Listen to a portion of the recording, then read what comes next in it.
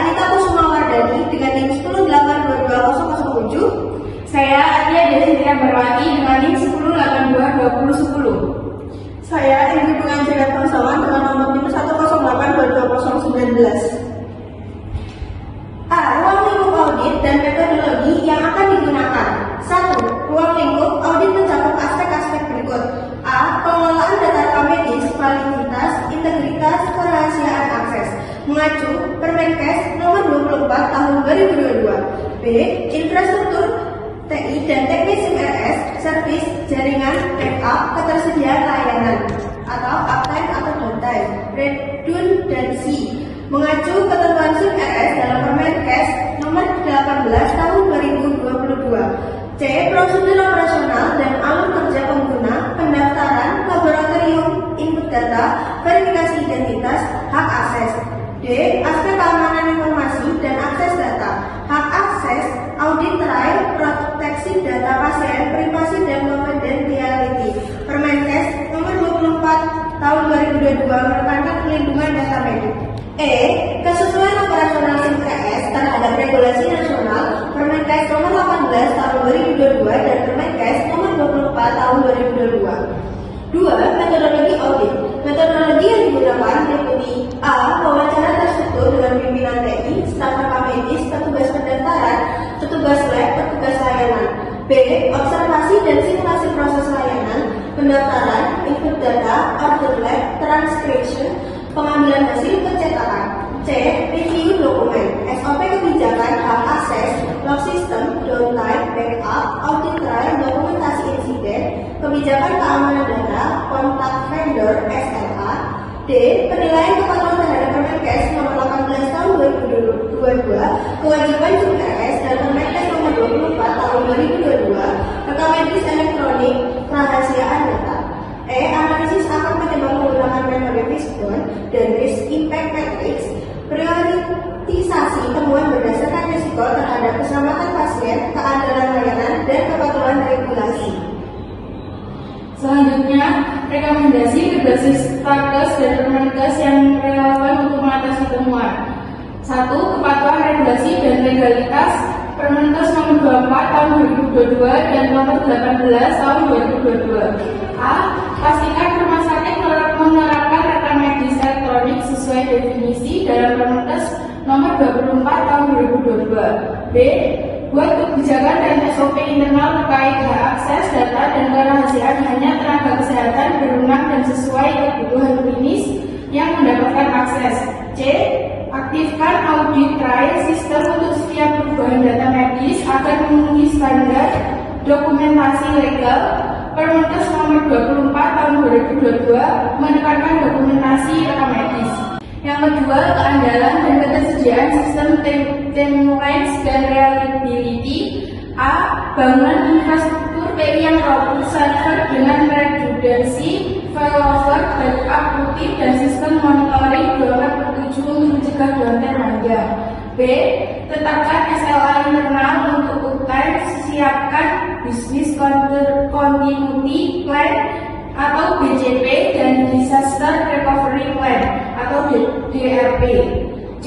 Jadwalkan pemeliharaan berkala dan uji beban stress test agar kapasitas tetap memadai saat jam sibuk. Yang ketiga, keamanan dan akurasi data, safety dan akuransi. A. Terapkan prosedur double check, cross check identitas pasien saat input data, order lab, dan saat hasil lab dikembalikan ke pasien. B.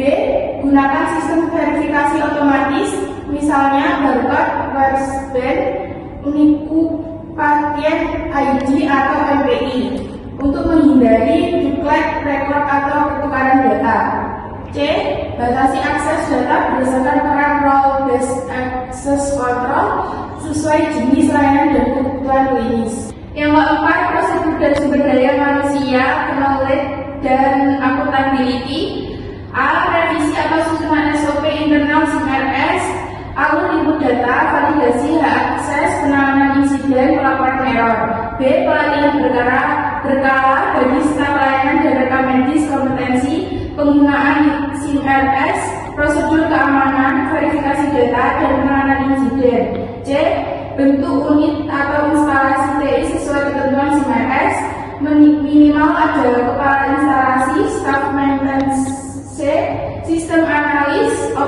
seperti diatur dalam Permenkes Nomor 18 Tahun 2022. Yang kelima, efisiensi dan keberlanjutan, efisiensi dan sustainability. A. Integrasikan modul layanan penerimaan pasien IGD, rawat jalan atau rawat inap, lab farmasi agar data terpusat dan proses efisien. B.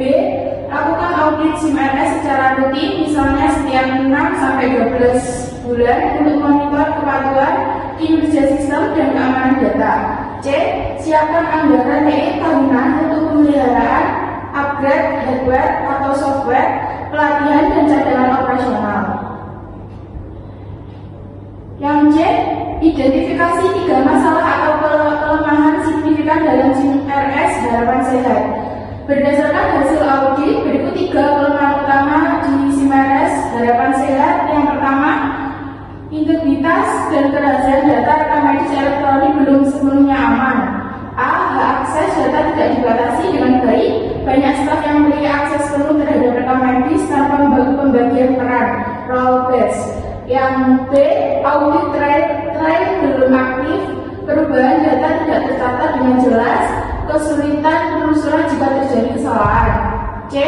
Kebijakan dan SOP internal terkait rekam medis elektronik dan kerahasiaan data belum diperbarui sesuai Permenkes Nomor 24 Tahun 2022. Resiko pelanggaran privasi pasien, potensi kebocoran data, kesalahan layanan, dan tuntutan hukum. Masalah yang kedua, infrastruktur dan ketersediaan sistem tidak memadai. A. Server dan jaringan belum memiliki redundansi sehingga menyebabkan rawan down rancang saat berhenti atau gangguan. B. Tidak ada pemantauan atau monitoring performa sistem secara real atau jadwal maintenance rutin. Yang C. Belum ada PDP atau DRP sehingga ketika sistem down menyebabkan layanan berhenti total, menyebabkan resiko pelayanan terganggu, anggaran panjang, penundaan tindakan medis, merusak reputasi rumah sakit. Masalah yang ketiga, prosedur dan kompetensi SDM kurang memadai. Yang A. SOP internal belum ada atau belum disosialisasikan dengan baik untuk alur SIM-RS, input data, validasi, dan error handling. Yang B. Staf belum mendapatkan pelatihan memadai dalam penggunaan SIM-RS atau rekam medis elektronik. Yang C.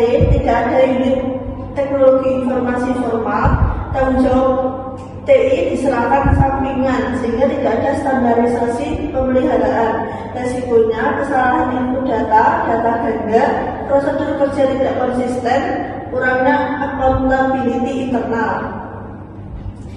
Kesimpulan, rumah sakit harapan sehat perlu segera menyusun kebijakan internal dan SOP baru yang sesuai regulasi, khususnya setelah diperlakukannya Permenkes Nomor 24 Tahun 2022 dan kewajiban SIM-RS berdasarkan Permenkes Nomor 18 Tahun 2022. Yang kedua, infrastruktur TI harus ditingkatkan.